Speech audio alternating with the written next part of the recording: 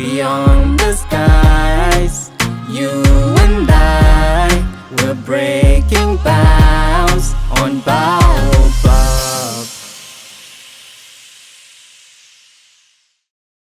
Welcome to our amazing session, and I can see a couple of people are joining in. All right, I am seeing that we have a pretty good audience. We have close to 20 people, and if you're telling a friend to join in, send them that WhatsApp message to tell them the session is about to start. You can't afford to miss this session, and thank you for everyone that joined in early. Thank you for sharing where you're joining us from. I see Faith, so I'm going to give a shout out to Faith, a shout out to Solomon, and feel free to just share in the chat section where you're joining us from. And what are you looking forward to in this session? Because it's not every day that we get to actually focus on our mental health, on breaking the stigma around therapy and counseling. So it would be great if you just share in the comment section, what are you expecting? What are you looking forward to? What are you wanting to learn? So I'm going to give a shout out to Dorcas from Ghana. Hi, Dorcas. Welcome, welcome. And what time is it where you are joining us from? This is very interactive, and we're hoping this is also a safe space for young students. I'm a student, so I am like definitely benefiting in this session, and I'm hoping to get to learn as a student how I can manage my mental health and then just seeking therapy because I'm I'm from Zambia, and so these are things we don't talk about, like, oh, stigma around mental health or counseling or getting support or like, if I'm having a mental breakdown or feeling anxious or anxiety. So, personally, I'm looking forward to learning around those areas, like how to reach out for help. How do I know, like, right now, I can't take on more, how to create boundaries. And I don't know if you can tell, I'm super, super excited. And I see more people from South Sudan. Hi, Ring. A shout out to you. Hi, Kidaga. And oh my God, Shalon Ishimwe. Oh my God. Hi. Hello, Norbert. Okay, all right, let's get started. And we have 1 hour for this session, and I'll go through our housekeeping rules before I pass it on to our experts from Solid Minds who are going to just share amazing nuggets about therapy, counseling, and I'm looking forward to this session. And remember, you can always type in what you're looking forward to in the comment section. This is a very safe space. Make sure we're engaging. And here are our house rules for today. One would ask you to kindly mute your mic so we don't get a lot of interference during the presentation, but we will have a question and answer session towards the end, the last 15 minutes. And if you do have a question towards the end, we'll ask you to unmute your mic. So when you join in, kindly mute your mic so that the room is quiet for everyone to just listen in. And then don't forget to use the chat box like you have been doing. So if you have questions or comments, we do have a chat box, but we also have a special one if you see on your screen for question and answer. So if you think of a question, you're like, oh, I don't want to forget, put it in the question and answer. And when we come to the part where we are asking questions, I will definitely call on you and you can unmute your mic and you can definitely speak. Feel free to turn on your video. We want to see your beautiful faces. We also have some interpretation for those who are amazing and have learned 2 languages and you can speak French. We do have French interpretation available for today's call. So to access it, click on the interpretation icon at the bottom of your Zoom screen and select the language you prefer. And if you do not see the icon, make sure your Zoom app is updated with the latest version and you'll be able to see that icon. I just want to let you know that we'll be recording this call, so make sure you're smiling and you are bright and happy. Feel free to turn on your camera and stay engaged. Talk to people, let people come in and just feel free, be like, I like what she said. Put it in the comment section or be like, I want to hear more on that. And don't be afraid to use the amazing emojis that Zoom has. So you can raise your hand once we go to the question and answer session, or you can have the clapping emoji in that part. Without further ado, I'd like to invite our speakers. You can see people are already using them. Yeah, let's use those. I'm going to invite our speakers. These are amazing people who are definitely experts. Even if, I'll just read their bios for you guys, and you will tell that the information and the content quality that we'll be getting today is just top notch, top notch. I will just confirm if you can see my screen. All right. So in today's session, we have Linda Ingabire, and Linda holds a bachelor's degree in psychology from Acadia University in the USA. She is certified, registered behavioral health technician. She began her career at ATN ABA in Maryland, where she gained invaluable experience in applied behavior analysis, specializing in supporting individuals with developmental disorders. Her hands-on work has equipped her with a deep understanding of behavioral changes and effective intervention strategies. Currently, as a behavioral health counselor at Solid Minds, Linda leverages her ABA expertise to provide holistic support to clients and their families. She is passionate about fostering positive behavioral change through evidence-based strategies, focusing on autism spectrum disorder, attention deficit, and learning disabilities. Linda prioritizes building trusting relationships to ensure clients feel understood, empowered, and supported. Please give a round of applause to Linda Ingabire, everybody. Woo! I'm seeing hearts, hearts. All right, I'm gonna introduce our next speaker, who is William Alosa. He is a highly skilled and diligent counseling psychologist with over 14 years of experience in mental health care. He specializes in individual and group psychotherapy, addiction treatment, trauma counseling, and stress and anger management. Proficient in cognitive behavior therapy, mindfulness therapy, and treatment plan development, Ronald is passionate about empowering individuals to achieve holistic wellness and emotional resilience. A United States International University graduate with a Bachelor of Arts in Psychology, Ronald is certified in trauma counseling, occupational safety, and another critical area of professional practice. He is a member of the Kenya Counselors and Psychologists Association and the International Society of Substance Use Prevention and Treatment Professionals, reflecting his commitment in advancing mental health and standards and advocating in East Africa and regions beyond. Guys, we have experts here with degrees and all these things. Let's just give a round of applause to William Aloso one more time. All right, as you can tell, we're going to receive expert information when it comes to mental health therapy and sessions. And at this point, I would like to invite our speakers to take us on and lead us through the session. Over to you, Linda and Ronald. Thank you so much, Precious. Hope you can all hear me. Yeah, so it's wonderful to be able to join you all. I think it's an honor whenever I meet students, people from all over the world. It's an honor. So good morning, good afternoon, when you're joining us. So as part of this talk, we had prepared a presentation, which allow me just to share my screen. So I'll begin with my presentation, then Linda will be able to take us through the other part. You can all see my screen? Yes, we can. Okay. So as Precious had mentioned, today we'll be talking about the role of therapy and counseling in student life. And then as a subtopic, we'll be looking at breaking stigma and understanding how professional help can help students in students' life, exploring the impact on mental health and academic success. So just to kickstart, I also wanted to mention as well about Solid Minds, because both Linda and myself, we work at Solid Minds. So Solid Minds is a private outpatient mental health clinic here in Kigali, Rwanda. So it is certified by the Ministry of Health here in Rwanda, and also as well as also other partners across Africa and the globe. So Solid Minds partners a number of local international organizations.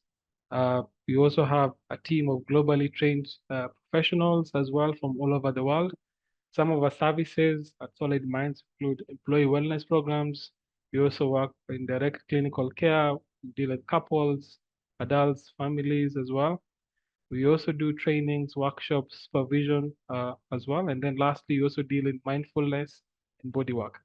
And then also as I mentioned, we also are the mental health technical partner for MasterCard.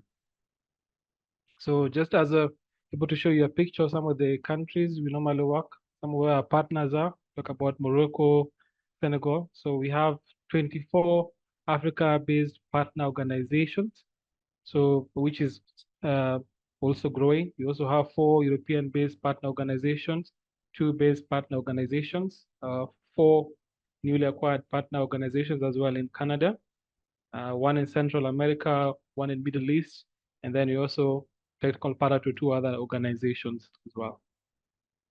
So as part of our agenda today, we're looking at 4 key agendas. We're looking at understanding the role of therapy and counseling in a student life, which is very important. And then we'll also be exploring the impact of mental health and academic success, just being able to look at the correlation. We'll also be able to share sort of statistics around that, just able to show the emphasis of mental wellness. And also able to understanding stigma, some of the myths around therapy and counseling in a student's life. And then lastly, be able to share with you the benefits of therapy and counseling in a student's life. So I prepared an icebreaker, but having the efforts of time, we're just able to continue and I'll hand it over to my colleague, Linda. Thank you, William. Welcome, everybody. I hope you guys can hear me. Please put a thumbs up if you can hear me. All right, perfect. Well, so as we start with the conversation of the role of therapy, I wanted us to first think about the first question, which is, what is the first word that comes to your mind when you think about therapy and counseling? If we could have a bit quick 3 people who can just talk about what they think about therapy and counseling really quickly.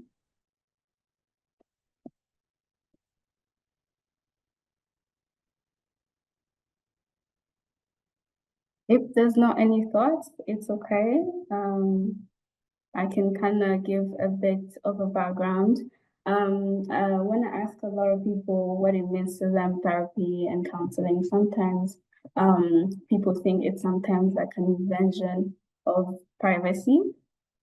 Because when you do therapy, you're being asked about your fears, your relationships, your childhood. So it's not something that you're used to talking about. It's like peeling a back layer that you've worked hard to protect. And now someone is asking you to pull back the layers and kind of have a conversation and talk about it. But the good part is that you get to have control of what you share. So you can share parts of life that you want to work on, because counseling is more like guiding you, finding solutions. It's also helping to find some guidance, some clarity on certain things. So let's say, for example, you're having certain symptoms, you're wondering why you can't sleep, why you're not performing well in school, so you're just questioning why. And counseling is meant to guide you in therapy. We can go next. So therapy is more, so we have therapy and counseling, and the difference is that therapy helps with ongoing struggles like depression, bipolar disorder, healing long-term emotional challenges. While counseling, on the other hand, helps the client to solve current problems that you may be facing day-to-day life. As we continue, now we wonder why mental health matters. So mental health matters because it influences how we feel, how we think, and how we behave. Struggling with mental health can lead to negative thoughts, corners, and unhealthy coping mechanisms that can affect academic success and daily functions. So with unhealthy coping mechanism, it can be like you're pretending that everything is okay, or you're convincing people that everything is okay, or you're not working on the issue that is happening. And on the other side, the healthy coping mechanism is when you have support, when you're able to talk about what's going on, when you're able to do self-care and kind of speak to a therapist. Next. So now we're looking at the benefits of taking care of our mental wellness. So one, it improves our emotional regulation. So when you have emotional regulation, you're able to be more emotionally in tune to your emotions. When you're better physically, when you have better physical health, you take care of your health, you eat well, you do gym, and increase resilience. So as we know, we go through adversity, we go through a lot of things, and have to be able to go through life with a positive mindset and resilience. It helps. You can have a stronger relationship. It can boost self-esteem, confidence, improve productivity and focus. It can prevent. It has prevention of mental disorders. So it can prevent you from you to have depression, from you to have all those disorders that we experience as humans, and it improves sleeping partners. So I think a lot of us can actually relate that if you're able to sleep, then you're able to function well the next day. So this is it will be illustrating wellness wheel. It has different 8 dimensions. I'm going to give a couple examples because we're being mindful of the time. So the one is social, like if you're able to have good relationship, have friends that are able to support you, to feel supported in academic aspect where you can talk about exams, you can talk about things that are stressful happening at school. Another is emotional, like I said earlier, you're able to be in tune with your emotions and you're able to understand what are your triggers and what are not your triggers. With physical is more like you take care of your physical health.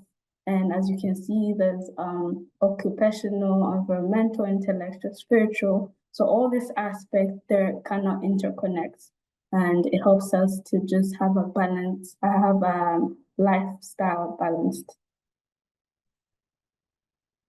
Now, why we hesitate to do therapy? A lot of common misconceptions about therapy is only for people who are broken. Asking for help means you're weak. Only serious mental health problems require require therapy. Which reality is that therapy is for everyone, not just those with diagnosable mental illness. It's also for everyone who's experiencing anxiety, stress, and life struggles. It is normal to seek help whenever you need it. So it's not only just for diagnosable illness, it's more like for anyone who's dealing with stress, it could be very beneficial. The next thing is that the reason why we do therapy is that if we don't do therapy sometimes and we're experiencing depression or anything, it can also affect our academic. Poor mental health contributes to poor academic performance. 40% of students feel stressed. It impacts their academics. Depression lowers your GPA. Students with untreated mental health condition are twice as likely to drop out. Students with suicidal thoughts are more likely to experience academic failures. So as you can see, it is very important to seek support, and because in this life, we can't do everything ourselves. So not just therapists, you can seek support from your friends, from family, so people can support you. And the next thing is, when can we do therapy? When is it the right time to seek therapy? As therapists, we can recommend as early as you can. So as you can see on the screen, there's different signs that might benefit from therapy, like persistent feelings of sadness or anxiety, difficulty managing stress or handling responsibilities, feeling disconnected from friends and family and your academic careers, goals, struggling with relationship identity and personal goals. So with not being able to manage stress can be overwhelming. And I believe doing therapy or even talking to someone, whether it's family or friends, can support you, especially people who able to go through a university. So I'm sure they can support you in giving you an example or a suggestion. And okay, for example, like feeling disconnected from family, it can kind of feel like you're alone in this life. And sometimes, as human, we need human connections. And since we need human connection, we wouldn't want to feel disconnected from our family and friends. So we would want to be connected and getting support and talking about what's going on in our lives. Now, as we continue, I'm going to hand back to William to continue with the conversation. Thank you. Thank you, Linda. I think as Linda has mentioned, I think just to reiterate, the narrative has always been no man is an island. So at the point where we look at just connecting, it's very important just to understand at the point you're disconnecting, it's normally a challenge. So as part of our slides, I want to talk about the mental health continuum. So basically, this talks about the different spectrums at which one would be actually seek therapy. So on the far on towards the left, there's always the healthy reacting.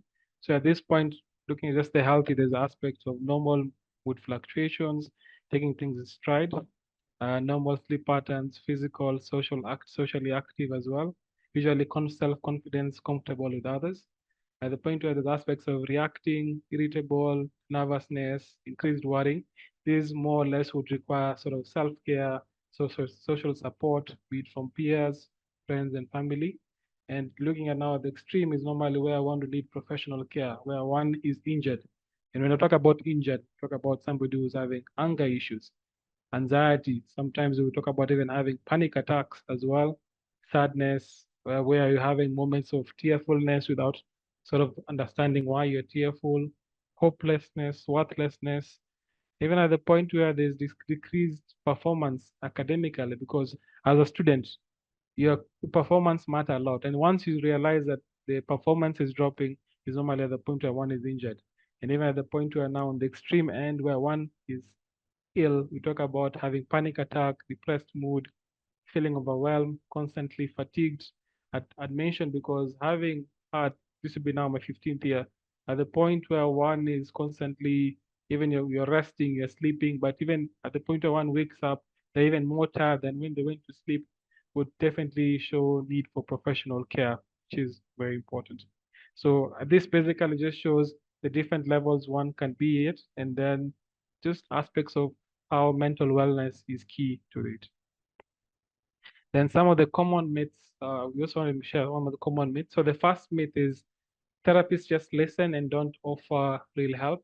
So the reality is therapists provide practical tools and strategies to help manage emotions, stress, and goals. Because at the point where we listen, we're not like a typical friend. We listen keenly, actively, and as part of feedback, there's always modalities, treatments that are offered as part of therapy. So we don't just listen, but you, yeah.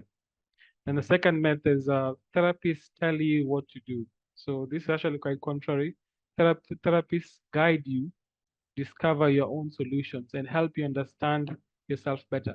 Because at the point where you're able to talk about it, there's a what you call therapy catharsis, allowing you to express yourself. And the more you express yourself, the more you hear your voice.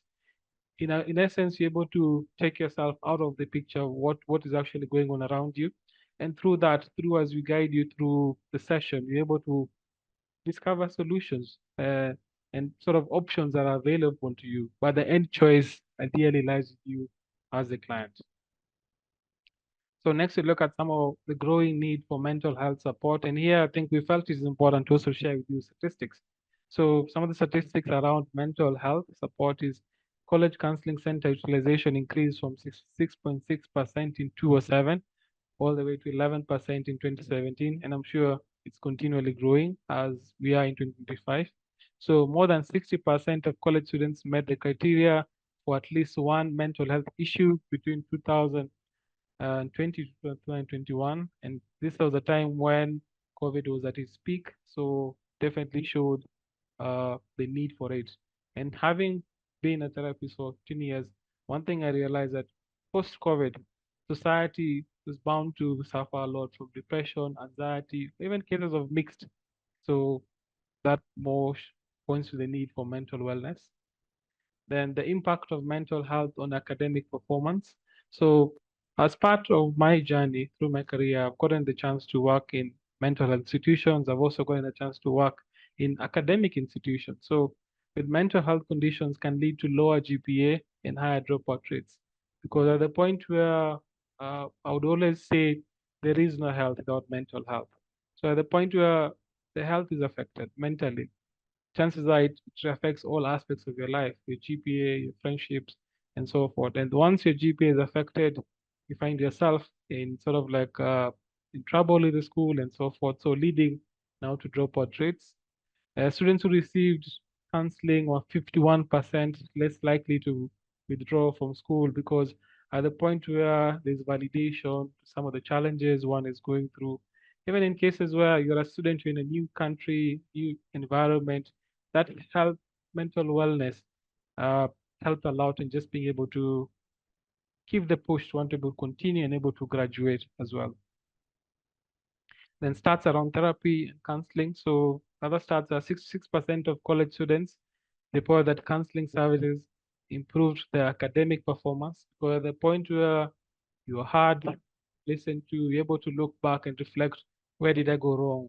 What was happening? What was I doing right before that I need to be able to replicate? Or what are some of the habits that I'm actually picked up that are not actually helping as part of just feedback and support?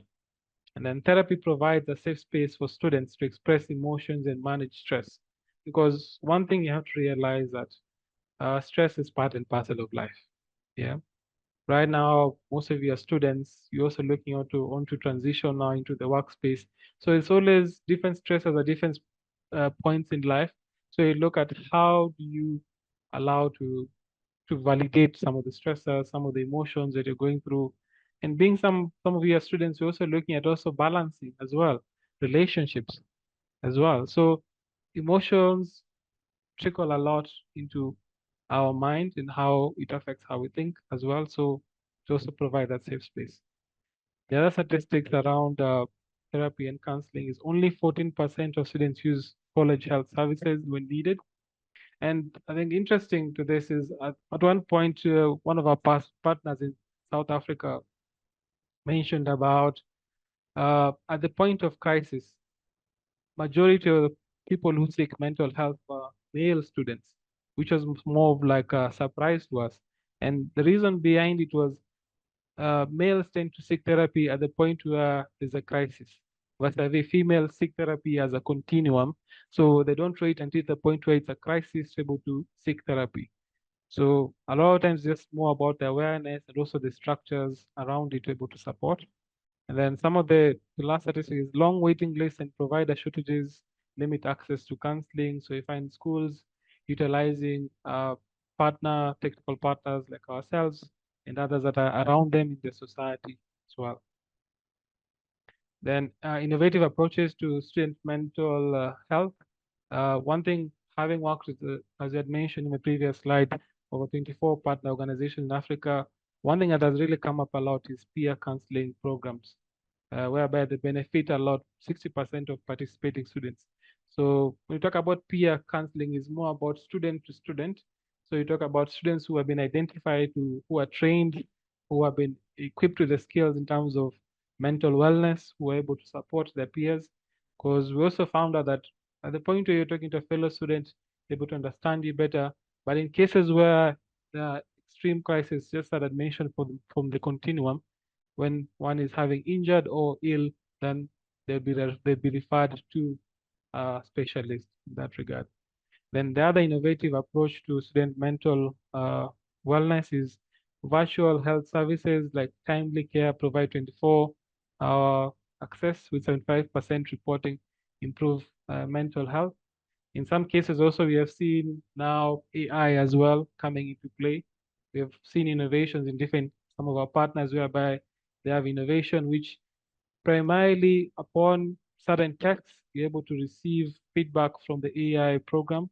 And then that is interconnected as well with the academic to be able to improve performance academically. Then in conclusion, I'd want to mention that we are not alone. Everyone faces challenges. Seeking help is a sign of strength, not weakness. Therapy and counseling are essential for student well-being and academic success. Thank you. So I'd hand it over back to Precious for the Q&A session. Everybody, even before I could ask for a round of applause, I'm seeing people clapping. I'm just like, yes, yes, this has been super helpful. This has been informative. Oh my God, a round of applause one more time. Guys, I hope you've been benefiting just as I've been hearing, and just the topic was just talking around stigma, and I could definitely relate. When you just think about mental health, you think about, oh my God, I have to go and tell people, and maybe they are not I'll disclose the things that I do, or I'll be feeling embarrassed, I'll be feeling shy, and I'm the only one. Type for me in the comment section, like, what has been your big takeaway? For me, it's just feeling like I feel like I'm the only one who would maybe get sad, or because I'm not with my family, I'm still at school, I'm studying, and I'm like, okay, sometimes I get emotional and I feel like, am I the only one who's feeling this way? Or yeah, type in the comment section what for you was your biggest takeaway. And let me just check our question and answer box to see if anyone has typed in a question. Remember, you can use your Zoom icon at the bottom, which has Q&A, to type in a question, and we will definitely address it. And let me just check the comment sessions. Oh, definitely people were replying to you, Linda, when it came to what people think about when it comes to mental health. So I'll read out some of them. Some of them comments were treatment intended to relieve or mental health support, professional assistance that guides one to make a decision about emotional dilemmas, mental health support. To get us kick-started on our question and answer session, there's a question which I would definitely read out to say, at what stage do you realize, or do you come to terms to saying I need to get external support, or do you feel like I can handle this? And is there a breaking point that people, or signs that they can take note of to get external help? That's the first question.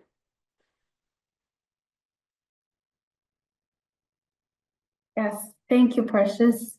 The question, so when is the right time? So the right time is when whatever the symptoms are, whether it's stress, depression, or anything, it starts to affect your daily functions. When you start to affect your daily functions like sleeping, eating, going to school, your performance in school, then that's when you can come and you get support. Because a lot of us get a good stress, which means you're stressed about the deadline, the next deadline of what you needed to submit. But yes, anytime you feel like what's happening is affecting your daily function, I believe it is the right time to get support. And I'll hand in to my colleague William, and he can speak as well. Okay, thank you, Linda. I think from my end, I'd always talk about just at the point where sleep is affected, eating patterns are affected, and sleep. When I talk about sleep, I'd mention, just to bring it home, at the point where you're overly sleepy, excessive sleeping, beyond 8 hours, sleeping maybe the whole day is a telltale signs. Or even at the point where you're having no little sleep. In psychology, we call it insomnia, where you're not having sleep at all. It's a definite sign for support. Aspects also in terms of appetite, that if you're not eating as well, or if you notice aspects of sudden weight change as well, gaining too much weight, losing too much weight, would definitely be a sign for support and need to seek support. Thank you. Okay. One thing that's been helpful is like sometimes as a student, you even brag, hey, me, I didn't sleep. I was studying for that exam.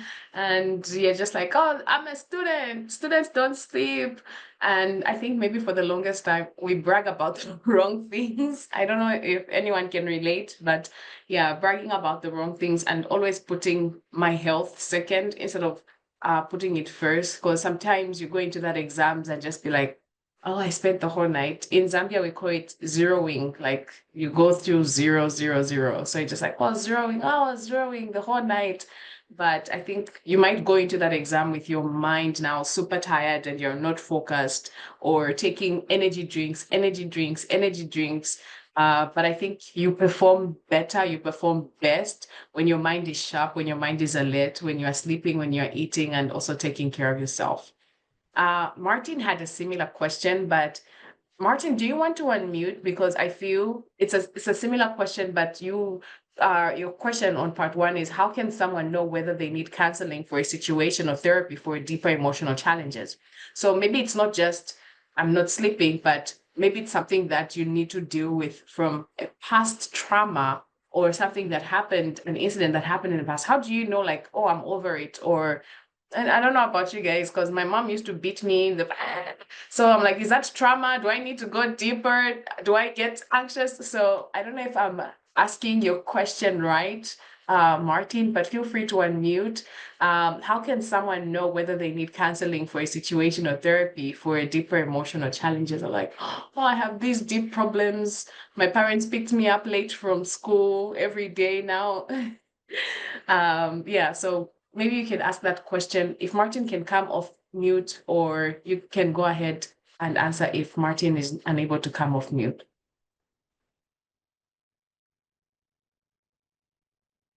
Okay, Martin is not coming off mute, so I would say you can go ahead and answer the question. Well, when I think about more deeper emotions, it's more like, let's say we have traumas. I believe as we get deeper, so I'm going to get in a deeper conversation. So when you start feeling suicidal ideation, so when you start having suicide thoughts, is when it gets deeper. So those traumas, if it's not healed, they can translate into certain partners that you may not understand. So it would depend for me to be able to understand and to respond to this question. So it would depend on that deeper emotional trauma. And that's when I'll be able to kind of guide you guys on it. But overall, it's when your mind is preoccupied often and it's clouded with negative thoughts, then that's a red flag. And then that's when I would suggest for people to kind of seek support. Thank you. I'll hand in with to William. Thank you, Linda. I think just to add on, I think emotionally, a lot of times when it comes to the point where there's a need, at the point where you're withdrawing from others, for example, just be able to need for that sort of support. At the point where emotionally, when it comes to relationships, or heartbreaks as well, scientists have always described the heartbreak like breaking all your bones at once. So you can imagine that sort of pain. You cannot translate it physically, but the emotional tends to make one withdraw.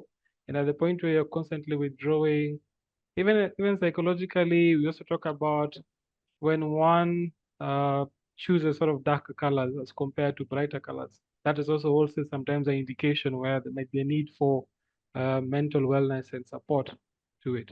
So I think those are just some of the examples of just when one would need deeper support. Yeah. Okay. All right. We have another question. Guys, ask questions because it's me and Martin just getting free therapy right now.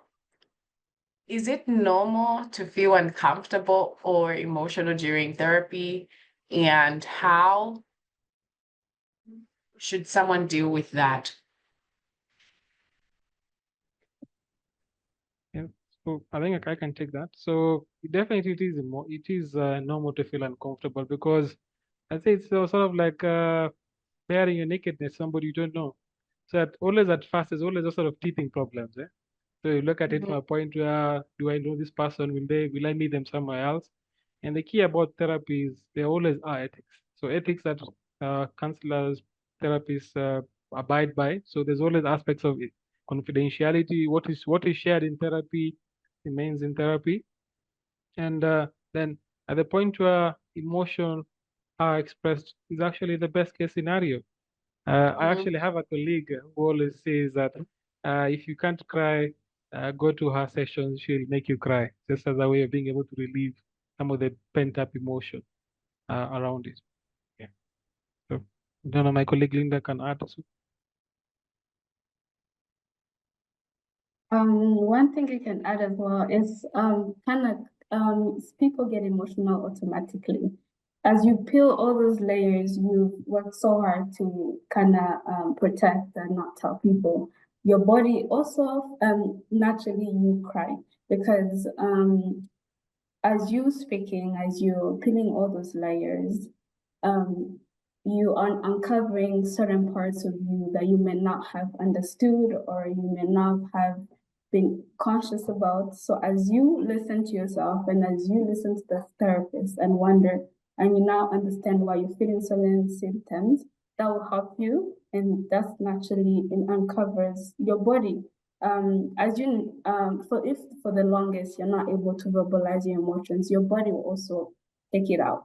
As you see, sometimes you may have symptoms of shaking your legs, symptoms of your body shaking. So if you're not able to verbalize your emotions, your body will release it in another form, in another way of kind of releasing it, if that makes sense. Thank you. Yeah.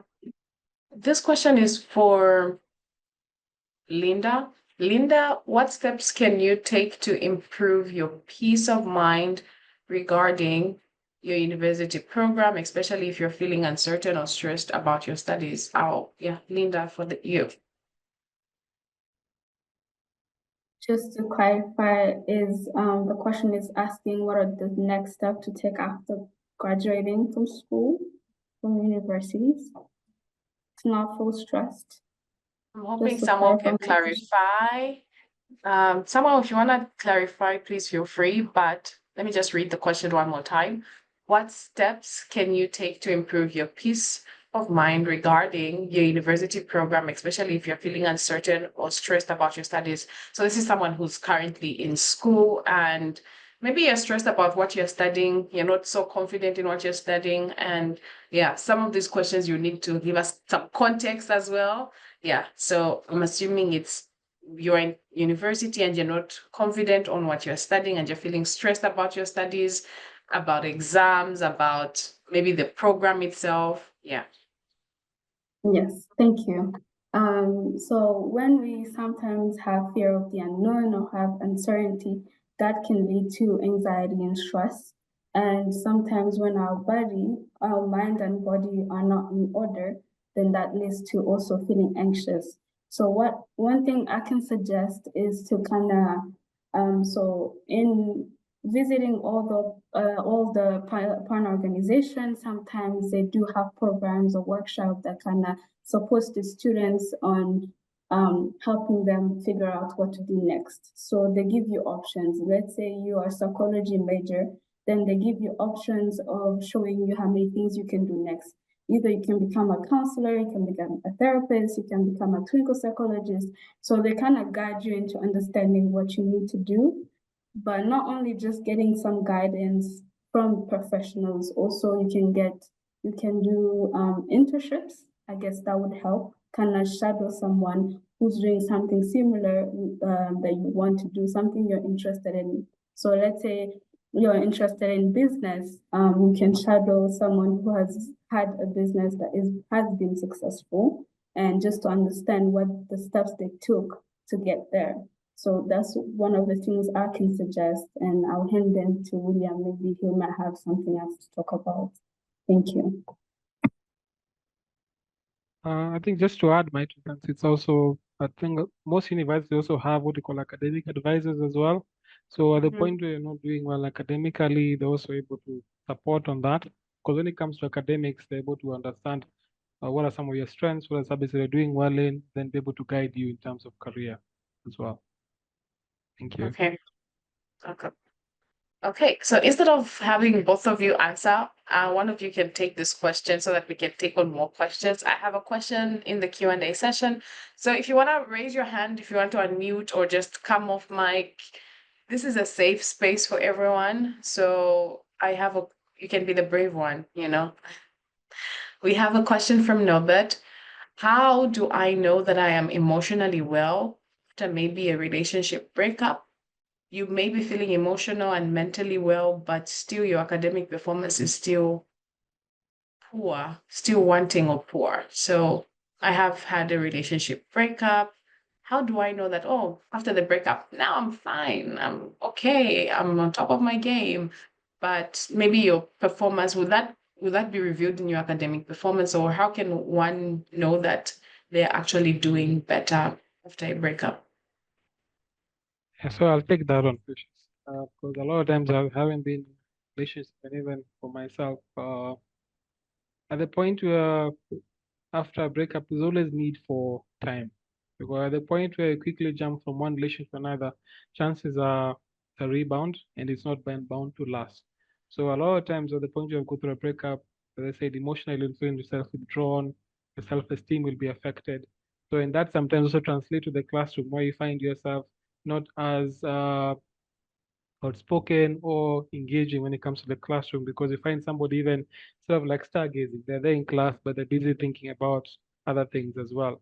But at the point where you go through the emotions, because I'd say a breakup is similar to like a loss. So we talk about shock, denial, at the point where your partner breaks up with you, then anger, bargaining, questioning why this happening to me, why did they not choose me? And at the point where some of those questions are not being able to answer because they sort of like in this day and age, you talk about they ghost you.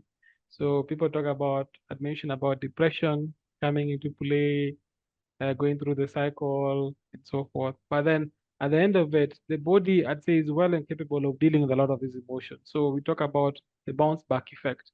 You find friends, family who are able to notice that, they're able to pick you up, they're able to take you out, give you a chance, able to just pour out your emotions. Even if it's those friends who allow you to cry, it's more of, I'd say crying is a healing process because it reboots the system. Then from there, we talk about an upward turn.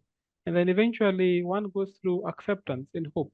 And hope knowing that this may not have been for me, but I'll be able to get my partner. And from then on, you sort of like realize yourself that I'm actually here for my studies. And then one is able to pick up from there. Yeah, thank you. Thank you. Thank you. I like that you talked about sometimes we want to jump into a rebound and it doesn't lead to good things. It won't end well. I'm going to jump back to a question from Martine. How can someone find the right therapist or counselor for their needs? Linda or William can take it up. I think that trying first and seeing if you can connect and have a relationship with that therapist, because sometimes being transparent, sometimes you might not feel like the other therapist help you, but trying to figure out and see and work together as a team.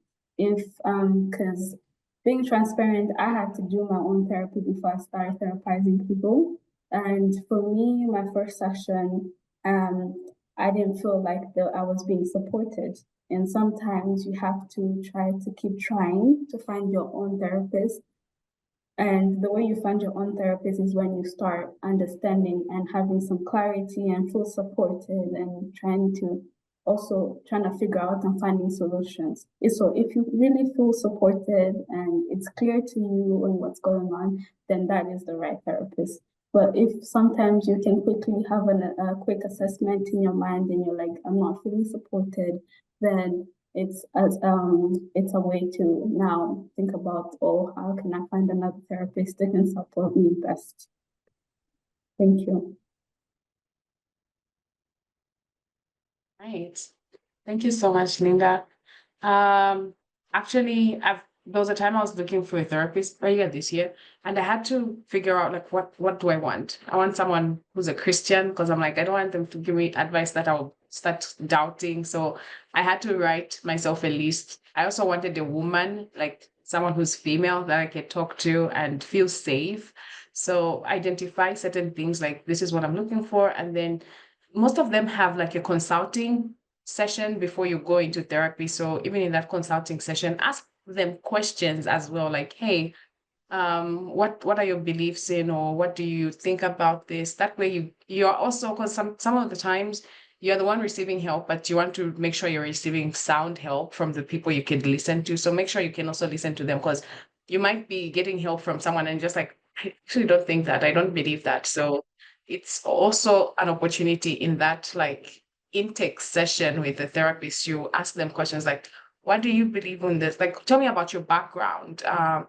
Something like that. That way you're able to relate. You're like, yeah, I didn't grow up like that. Or that way, you know, like, okay, even the help I'll be receiving, I can respect this person. Ask them about what qualifications do you have? Do you do behavioral therapy? Depending on your needs. That way, you know, you're being matched with this right person. And like with Solid Minds, they have different counselors. Depending on what you need, they'll pair you with the right person. So if you need someone who's like a psychotherapist who goes through different things, who talks about past trauma, who talks about families or relationships. So it's also an opportunity for you to ask your therapist, like, tell me about yourself, tell me about what you believe, tell me about maybe your experience. Have you worked with someone from Senegal before, or I'm a refugee? These are some of the things I've gone through, so people can relate, and you can also make the right choice. Next, we have a question. How can someone control themselves from trauma, stress, and anxiety? We have 5 minutes left, guys. Ask the questions you want to ask. We have experts here, so don't be shy to ask. I'm gonna have Linda or William answer that. Okay, thank you, Precious. I like the fact that you have all the experience, because I think it's very important just to have somebody who's tried and tested as well in terms of therapy, counseling. Yeah, and I think it's at the point to just to answer the question, how can you control how can someone control themselves from trauma? Sometimes, I'd say life happens. As I said, having worked in a mental health institution, even a hospital, post-COVID, one thing we realized that there's bound to be more pandemics, more viruses coming about. So sometimes we should not focus a lot on things that are not within our control, but focus on what is within our control. So at the point where one is traumatized, you look at aspects of self-blame, mistrust, guilt. How do you deal with that? And as I mentioned, stress is part and parcel of life. So it look at focusing on what is within our control versus not what is not within our control. And when it comes to like anxiety, I'd always mention the two. Anxiety is more about fear of the future. You're constantly focused on the future. When it comes to depression, you're constantly focused on the past. But at the point where you just live in the present, you're day by day, day to day, because only through today can you change your future. That's what I'd say. Yeah. Thank you so much. This has been so helpful. Let me just check through the question and answer session. We have gone through all the questions and answers, and honestly, your day to day, it's good to also sit down, take time, and take note of yourself, like, oh, how am I actually doing? How am I doing? You know how you ask phrase like, oh, how are you? How are you? But then ask yourself, like, how am I doing? Am I over that heartbreak? Why am I not getting enough sleep? Why am I not getting enough rest? And okay, a quick one. There's a quick question. I don't want us to. How do I change my past? Can I change my past? I think it's not about changing past, it's more accepting it, because you can go back and change what happened in the past. It's more like, what can I do in the future? What can I do better in the future? So we don't change it, we accept it, and then we try to see what can we change in the future. Guys, a round of applause. Thank you for bringing your toughest of questions. It has been a pleasure just being here and listening to our experts and Solid Minds. Please, Linda, Ronald, if we can have your contact information or your email addresses, our LinkedIn page for Solid Minds, please put those in the comment section. Thank you, everyone that joined. This has been a pleasure. And my name is Precious one more time. And please, make sure you connect with Linda and Ronald, and it would be amazing. I just want to make sure one more time we've gone through all the questions. I think there's one question I didn't go through. Let me just quickly, because everyone should be heard. Let me just check this question. How do you deal with issues which seem too personal to share but can't solve them yourself? In a minute. I think it's at the point to just open up. I think what I'd say is just being able to allow yourself to share, because sharing is caring, and a problem Yeah. shared is a problem half solved. So that's what I'd say. Yeah.